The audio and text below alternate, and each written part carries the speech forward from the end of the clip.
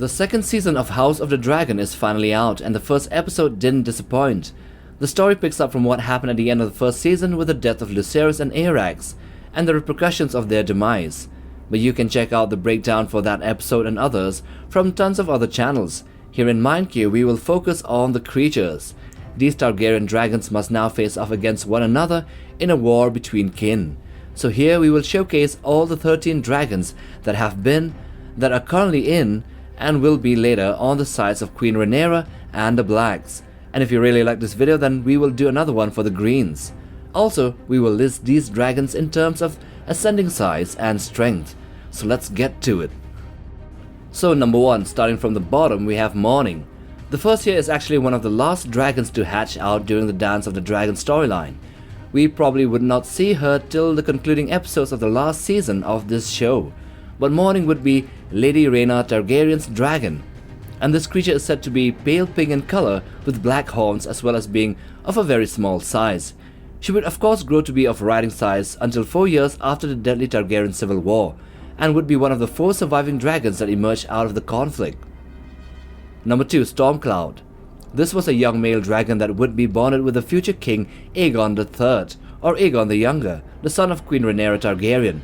By the start of the civil war between the Greens and the Blacks, both Aegon and Stormcloud would have been too young to be of fighting age, but would later be caught up in an incident in the Gullet in 129 AC, and the dragon would die of arrow wounds of what would ironically be his first fight with Aegon.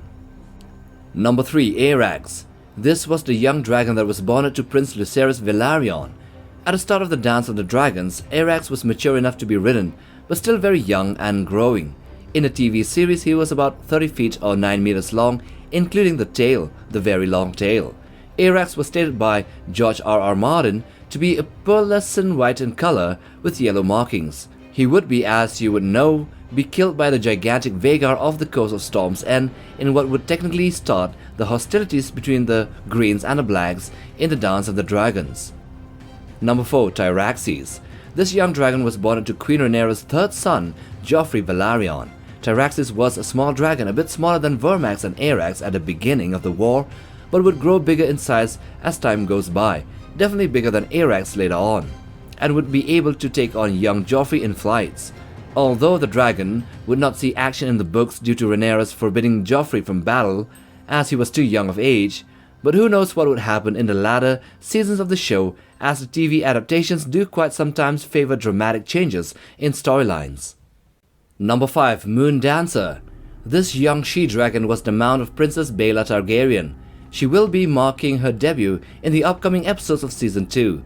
Moon Dancer was said to be a slender dragon, which is pale green in color with pearly crests, wing bones and horns. As seen in the trailer of House of the Dragon, Moon Dancer does fit the description.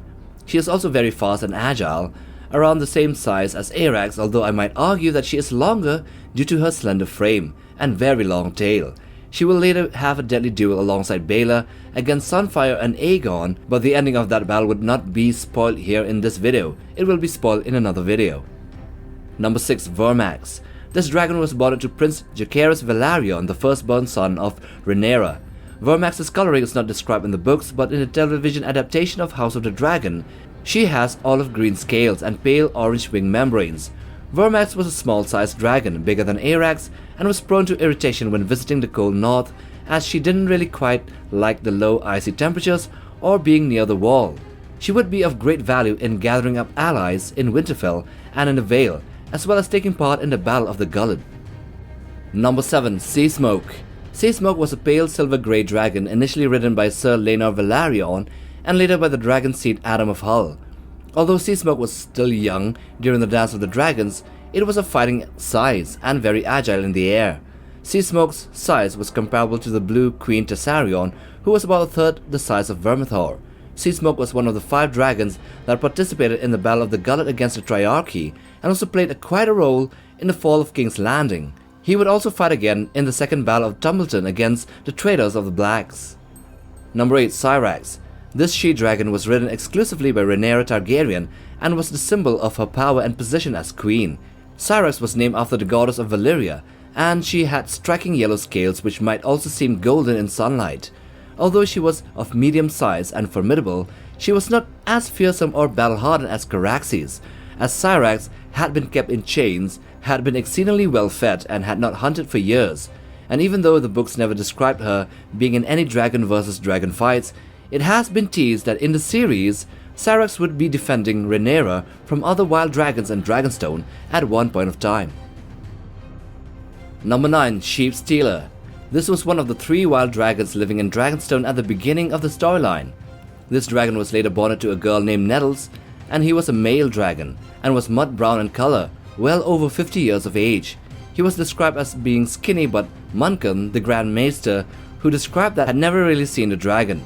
And with that age, and being a wild dragon, Sheep Stealer might even be bigger than Syrax and Seasmoke. Along with other dragon riders, Sheep Stealer with Nettles would take part in the Battle of the Gullet and the capture of King's Landing by the Blacks. Number 10. Silverwing.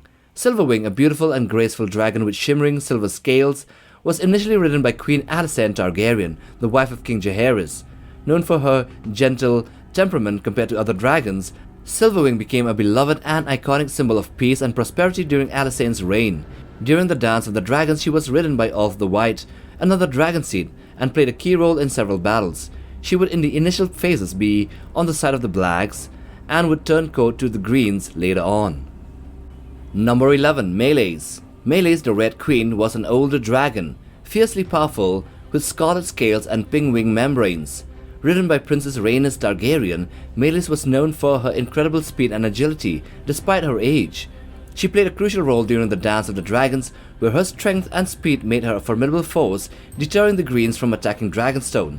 Along with her experienced rider Rhaenys, she was a force to be reckoned with. The fearsome reputation of Meleys was well deserved, and she was involved in several significant battles, including the tragic confrontation at Rook's Rest. Number 12. Caraxes. Caraxes, often referred to as the Bloodworm due to his red scales, was a serpentine-shaped, kind of deformed dragon, and was battle-hardened. He was initially ridden by Prince Daemon Targaryen, and both of them were quite a pair, known for their aggressive and temperamental natures. Caraxes was a veteran of many battles and had a fearsome reputation that made it confident enough to challenge the biggest and the baddest of them all, Vhagar, in a final showdown over the God's Eye. Number 13. Vermithor. So Vermithor, known as the Bronze Fury, was a massive dragon with bronze scales and was ridden by Hugh Hammer, one of the dragon seeds. Vermithor was one of the largest and most formidable dragons during the Dance of the Dragons, second only to Vhagar in size. His sheer power and strength and experience in battle made him a fearsome opponent, contributing significantly to both the Greens' and Blacks' causes in the conflict. Although later changing sides to the Greens, he was at first initially loyal to the Blacks along with his rider Hugh Hammer.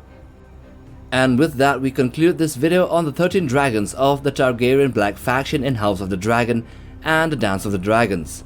Now, if you like this video, then watch this other one as well. And do check out our channel for other monster and dragon content. We might just have things you haven't seen before. Like, subscribe, and we'll see you in the next video. Take care, guys.